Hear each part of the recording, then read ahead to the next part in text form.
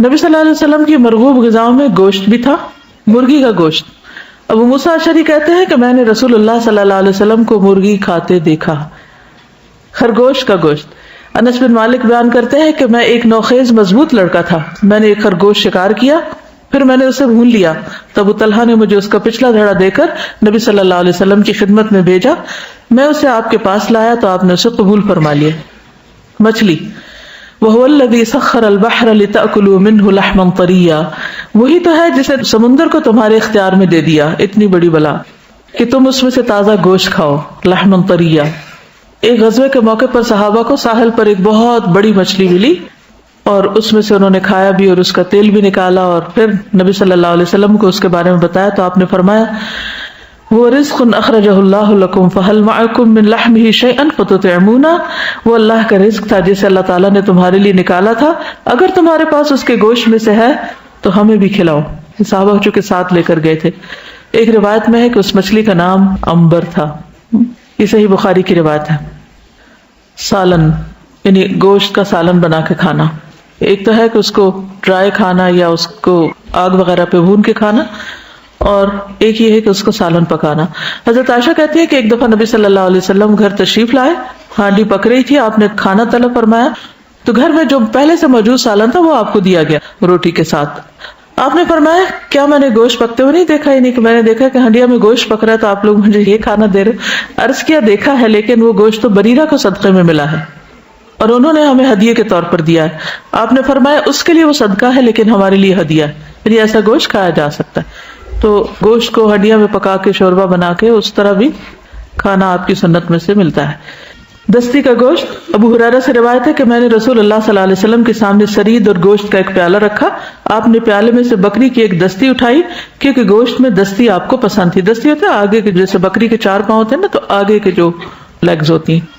آپ نے اسے دانتوں سے کھانا شروع کیا اور فرمایا قیامت کے دن میں تمام لوگوں کا سردار ہوں گا۔ پھر دوبارہ آپ نے دانتوں سے گوشت کھایا، پھر فرمایا میں قیامت کے دن تمام لوگوں کا سردار ہوں گا۔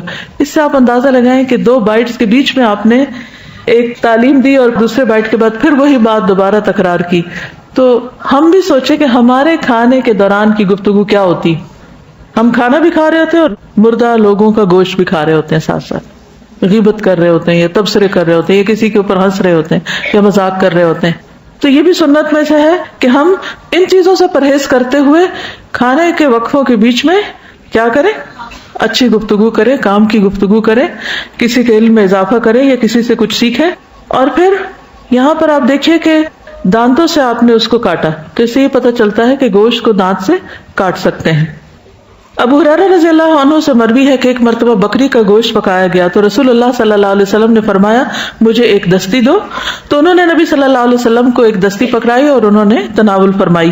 اس کے بعد فرمایا مجھے ایک اور دستی دو، انہوں نے وہ بھی آپ کو دی، آپ نے اسے بھی تناول فرما لیا۔ فرمایا مجھے ایک اور دستی دو۔ کسی نے عرض کیا یا رسول اللہ صلی اللہ علیہ وسلم ایک بکری میں تو 2 ہی دستیاں ہوتی۔ آپ نے فرمایا اگر تم تلاش کرتے تو ضرور نکل آتی۔ عبداللہ بن مسعود بیان کرتے ہیں کہ رسول اللہ صلی اللہ علیہ وسلم کو بکری کے گوشت والی ایسی ہڈی بہت پسند تھی جس پر سے گوشت اتار لیا گیا اور تھوڑا باقی ہو، جو بالکل ساتھ ساتھ لگا ہوا۔ پھر پوشت کا گوشت، عبداللہ بن جعفر طیار رضی اللہ عنہ کہتے ہیں کہ انہوں نے رسول اللہ صلی اللہ علیہ وسلم سے سنا جب صحابہ کرام رسول اللہ صلی اللہ علیہ وسلم کو گوشت پیش کر رہے تھے تو آپ فرما رہے تھے کہ سب سے عمدہ گوشت پشت کا گوشت ہوتا ہے۔ پسلی کا گوشت، چانپے جن کو بولتے ہیں۔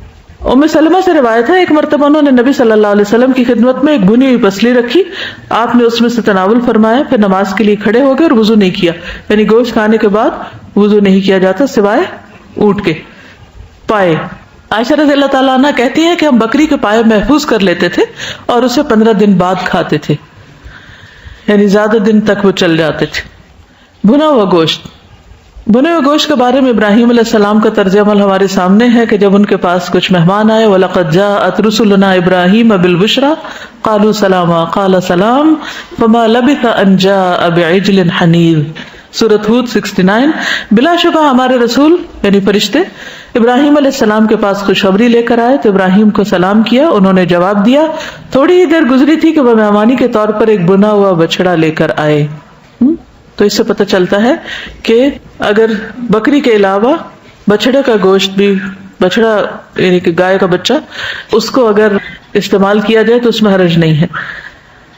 عبداللہ بن حارث سے مروی ہے کہ ہم نے مسجد میں رسول اللہ صلی اللہ علیہ وسلم کے ساتھ بھنا ہوا گوشت کھایا. اس میں دو چیزیں، ایک تو بچڑے کا گوشت، دوسرے بھنا ہوا گوشت.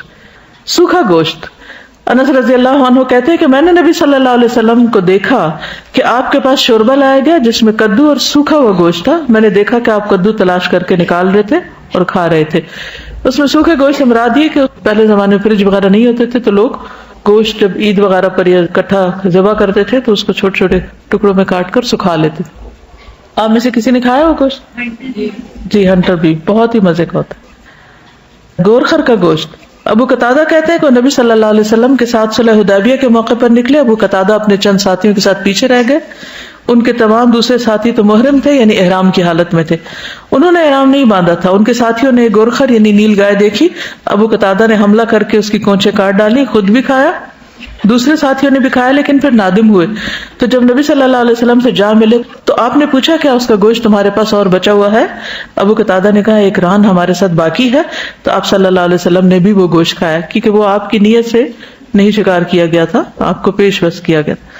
تو جو احرام میں نہ ہو وہ اگر شکار کر کے خود بھی کھائے اور اگر کسی محرم کو دے تو وہ گوشت کھایا جا سکتا ہے.